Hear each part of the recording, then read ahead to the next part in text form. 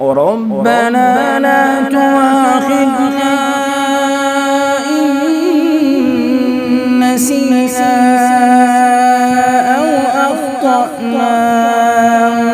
ربنا ولا تحمل علينا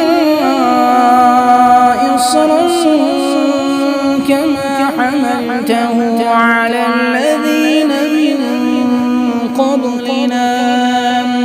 ربنا ولا تحملنا ما لا طاقة لنا به واعف عنا واغفر لنا وارحمنا أنت مولانا فانصرنا على القوم الكافرين.